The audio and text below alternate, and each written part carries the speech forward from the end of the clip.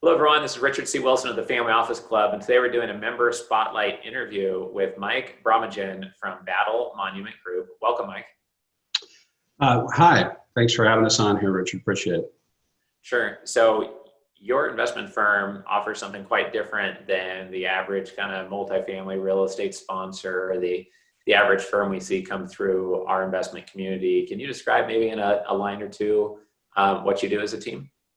Yeah, so Battle Monument Group is a private equity real estate fund, and we're very focused on buying single tenant commercial properties in the discount dollar segment, very specifically Dollar General, and our goal is to produce exceptional yield for our investors by focusing on these defensive type assets, and we've become really expert in analyzing and selecting them. Okay. And I'm curious just why Dollar Generals? You said they're defensive, so I'm guessing part of your answer is that when things get tough and the economy drives towards people wanting to be more on a budget or saving money, that the Dollar Generals, I'm guessing, have a history of doing decently well. But can you explain a little bit about the reasoning behind the Dollar General focus?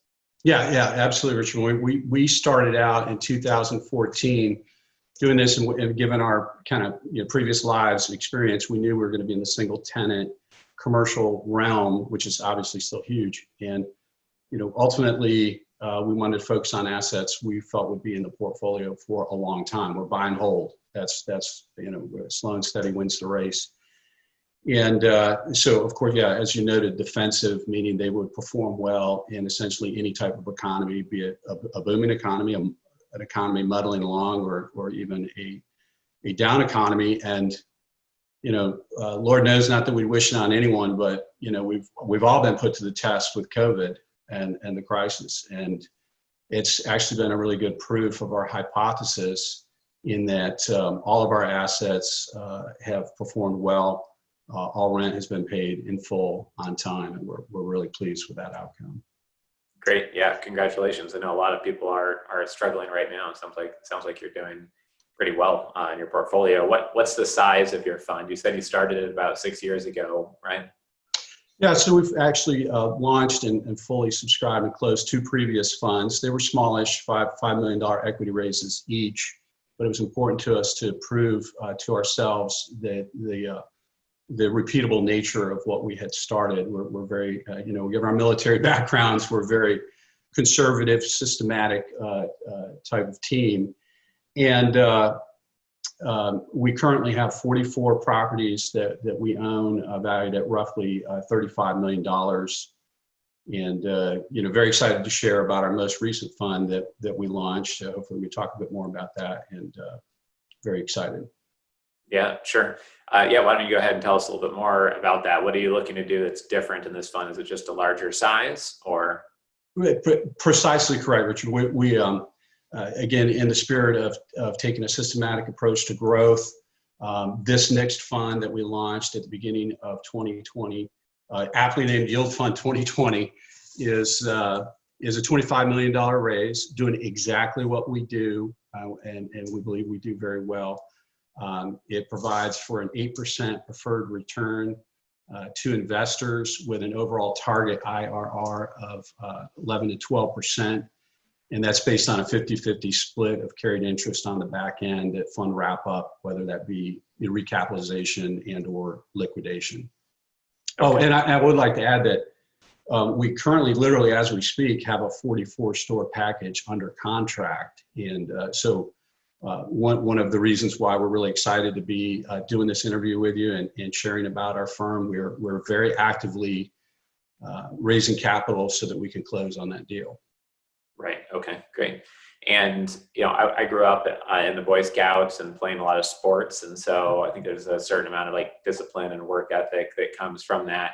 But I know you have a military background and you've given back to the veteran community. Can you tell us a little bit about that and how that kind of interweaves with your company's culture and how you operate? Yeah, absolutely. Well, when I say we, there are three of us that are principals, John Oliver, Peter Stark, and myself, of course. And all three of us are West Point graduates.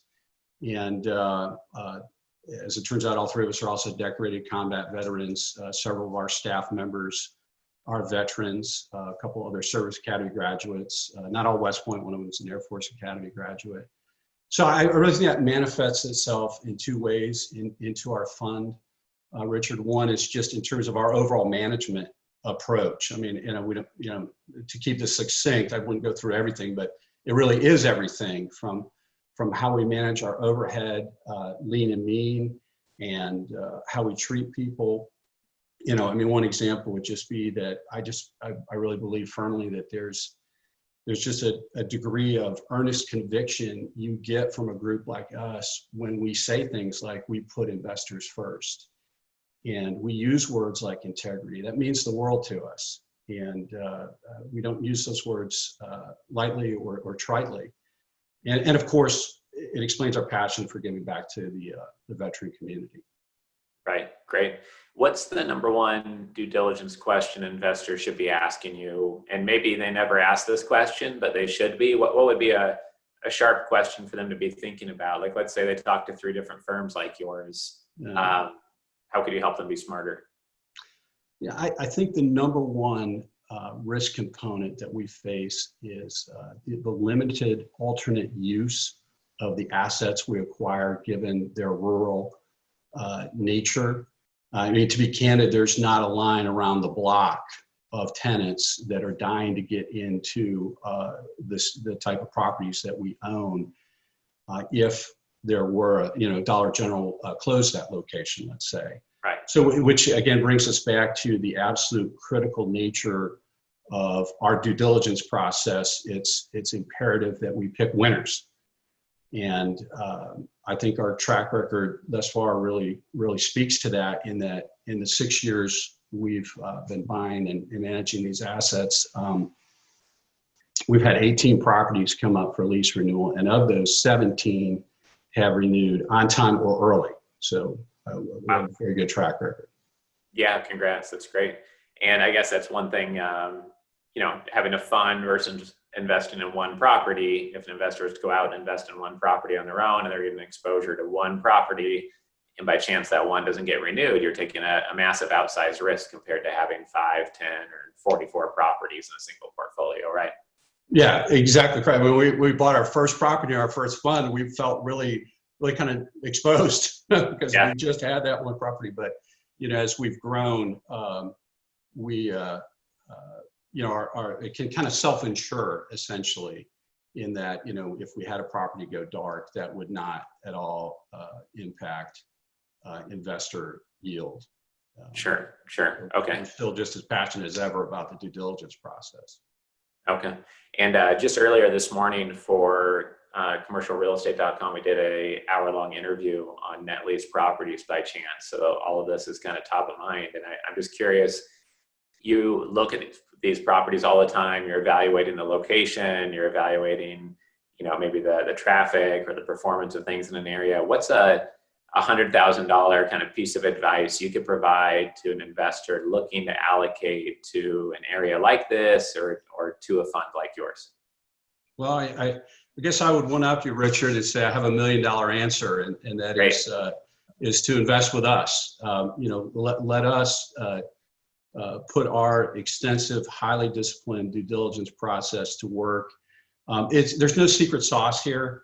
It's a lot of hard work. It's a lot of disciplined diligence, but it's very difficult to replicate. So for someone to say, oh, well, we could go out and do that. We could talk at length about why it's challenging to do that.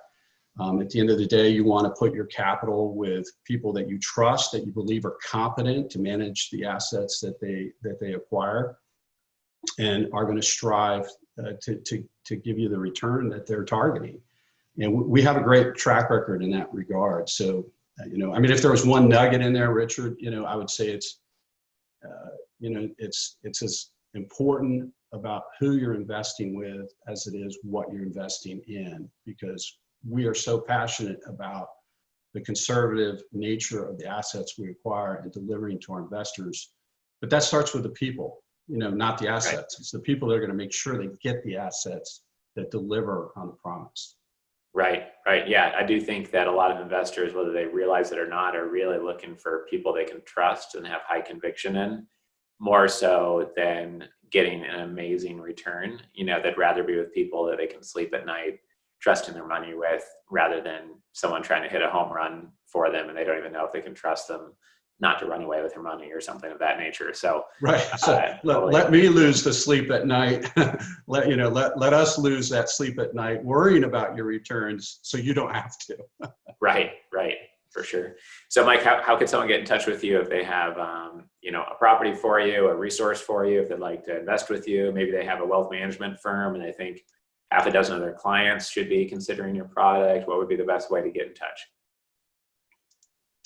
And I'm hoping we can do a share screen here. Can I share a contact screen?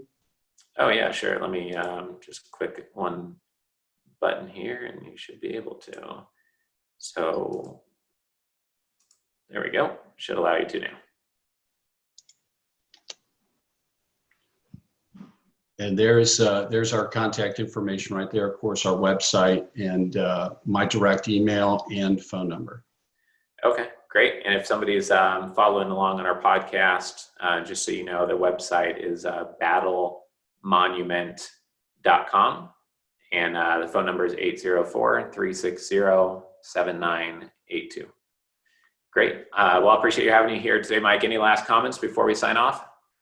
I just highly appreciate you taking the time to do the interview and have us on here. We're excited to connect with interested folks and hope our focus resonates with some people. We'd love to talk offline in much more detail about our processes and what we can deliver. Sure. Yeah, that sounds great. Thanks for your time here today and thanks for being part of the club. Absolutely. Thank you. Take care. Bye.